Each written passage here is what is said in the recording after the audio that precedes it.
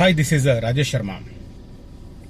కేంద్ర ప్రభుత్వం చాలా ఉదారంగా తెలంగాణకు 3 హై స్పీడ్ రైల్వే కారిడార్లను ఇచ్చింది.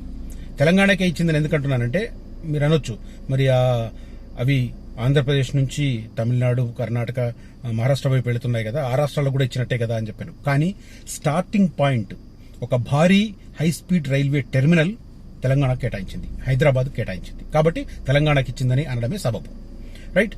అక్కడి నుంచి స్టార్ట్ అయ్యే 3 హై స్పీడ్ రైల్వే కారిడార్స్, ఒకటి హైదరాబాద్ నుంచి పూణే మీదుగా ముంబై, ఇంకొకటి హైదరాబాద్ నుంచి ఫ్యూచర్ సిటీ మీదుగా బెంగళూరు, ఇంకొకటి హైదరాబాద్ నుంచి ఫ్యూచర్ సిటీ మీదుగా అమరావతి నుంచి చెన్నై. వీటిల్లో 2 కారిడార్లు ఫ్యూచర్ సిటీని క్రాస్ చేసి వెళ్తున్నాయి. వీటిల్లో 2 అలైన్మెంట్లు ఫైనల్ అయిపోయినాయి. ఏది? Hyderabad to Chennai and Hyderabad to Mumbai.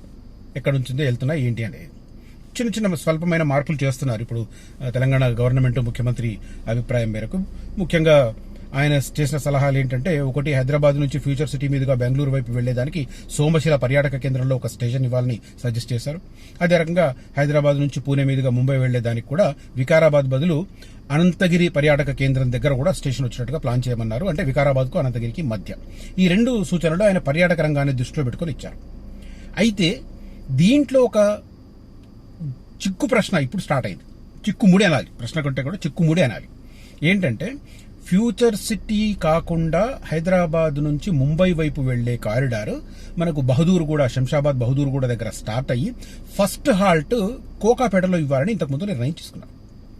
అయితే ఎక్కువ స్థాయిలో భూ అవైలబిలిటీ అవసరం, దానికి ఒక స్టేషన్ ఏర్పాటు చేయాలంటే. మరి కోకాపేటలో ఎకరం ధర ఎంత పలుకుతుందో తెలుసు కదా, మనం గుండె మామూలుగా లేదు.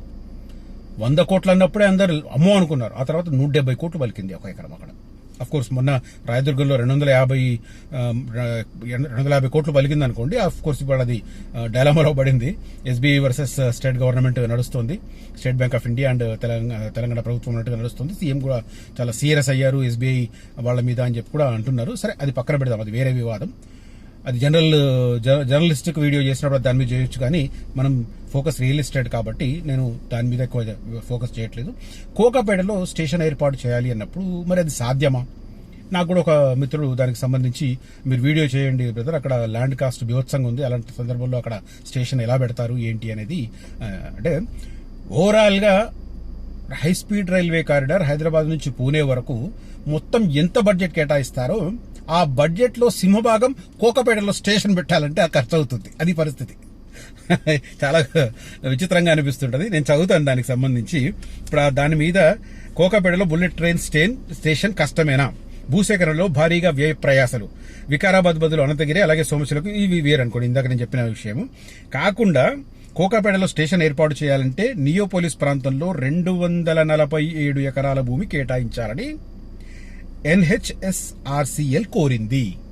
కోకాపేటలో ఏర్పాటు చేయాలంటే 247 ఎకరాలు కావాలంట. అక్కడ ఎకరం ఎంత మొన్న పలికిన దాని ప్రకారం 170 కోట్లు. కౌంట్ చేయండి ఒకసారి. నిర్వహించిన భూముల వేలంలో ఇటీవల రాష్ట్ర ప్రభుత్వం నిర్వహించిన భూముల వేలంలో ఆ ప్రాంతంలో ఎకరం 150 కోట్లు పలికింది. మొత్తం ప్రాజెక్టు వ్యయమే 1,90,000 కోట్లయితే ఒక్క భూసేకరణకు 37,000 కోట్లు ఖర్చు పెట్టే పరిస్థితి ఉందా? అంటే కోకాపేటలో 247 ఎకరాలు సేకరించాలంటే ఏ లెవెల్లో కావాలి డబ్బులు? ఎక్కడి నుంచి తెస్తారు? అది మెయిన్. అంటే ఓవరాల్ గా ప్రాజెక్టు వ్యయము దాదాపు 2 లక్షల కోట్లు అయితే దాంట్లో దాదాపు 40,000 కోట్ల రూపాయలు భూసేకరణ మీద పెట్టాల్సి వస్తుంది. మరి అది కరెక్టేరా అనేది ఇప్పుడు వచ్చింది. బుల్లెట్ ట్రైన్ రైలు ప్రాజెక్టులకు సంబంధించి తెలంగాణలో ప్రతిపాదిత స్టేషన్లపై national high speed rail corporation limited కీలక మార్పులను సూచించాలని రాష్ట్ర ప్రభుత్వానికి తెలియజేసింది.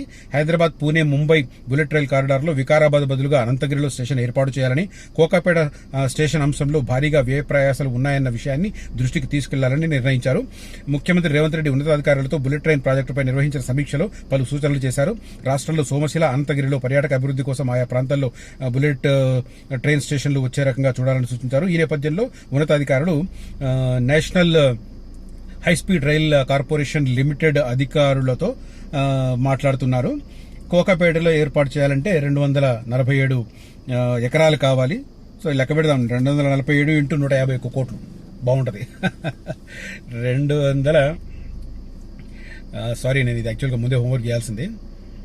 151 × 247 37,290 ఒక్క కోకాపేట స్టేషన్కి, మొత్తం కూడా కాదు, ఇంకా ఒక్క కోకాపేటలో స్టేషన్ ఏర్పాటు చేయాలంటేనే 37,000 కోట్లు ల్యాండ్ పెట్టాల్సి వస్తుంది, ల్యాండ్ సేకరణకి.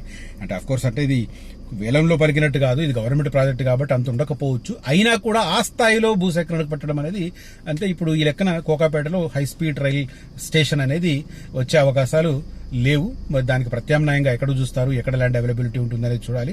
ఇంకొక ప్రాబ్లం కూడా ఏముంటుందంటే అక్కడ 311 జీవో ఎఫెక్ట్ కూడా చాలా ఏరియాస్ ఉంటుంది.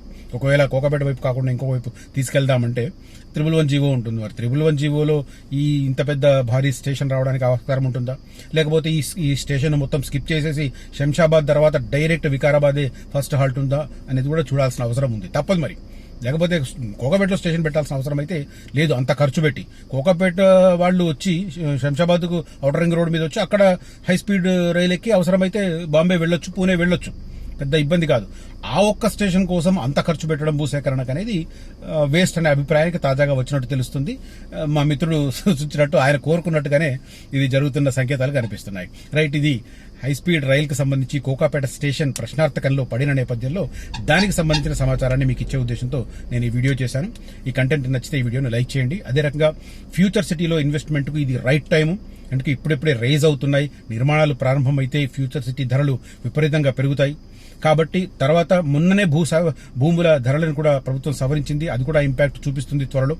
ఇప్పుడు లేకపోవచ్చు, ఎందుకంటే ఇప్పుడున్న వాటిల్లో పాత ధరల ప్రకారమే వాళ్ళు రిజిస్ట్రేషన్ చేస్తున్నారు, కొంత పెరిగినా కూడా వాళ్ళు దాన్ని భరిస్తున్నారు. బట్ నెక్స్ట్ భూముల ధరలు పెరుగుతాయి కాబట్టి దానికి అనుగుణంగానే వాళ్ళు రిజిస్ట్రేషన్ వాల్యూస్ కూడా పెంచుతారు. అప్పుడు కొద్దిగా భారమయ్యే అవకాశం ఉంది. కాబట్టి దాన్ని కూడా దృష్టిలో పెట్టుకుని future city right time investment అవుతుంది, ఖచ్చితంగా లాభపడతారు. డెఫినెట్ గా 5-6 ఏళ్లలో ఫ్యూచర్ సిటీ ఒక షేప్కి వస్తుంది. అప్పటికల్లా మీ ఇన్వెస్ట్మెంట్ ఖచ్చితంగా మంచి అప్రిషియేషన్ వస్తుంది, దానికి సంబంధించి గ్యారంటీగా చెప్పవచ్చు. నేను సజెస్ట్ చేసేది మాత్రం first priority Nagarjunasagar road, second priority Srisailam road. మీరు అటువైపు అనుకున్నా ఇటువైపు అనుకున్నా కూడా మంచి ఉద్యోగ కల్పన జరిగే ప్రాంతాల్లో, అంటే స్ట్రాటజికల్ లొకేషన్స్ లో సజెస్ట్ చేస్తాను. తర్వాత లీగల్ పరంగా ఎలాంటి సమస్యలు లేని ప్రాజెక్టులు మాత్రమే సజెస్ట్ చేస్తాను. కనిపిస్తున్న నంబర్లో కాంటాక్ట్ చేయండి, ఇన్వెస్ట్ చేయండి. Right time investment definitely give you great results. Thank you so much for watching this video. Signing off, Rajesh Sharma. Jai Hind.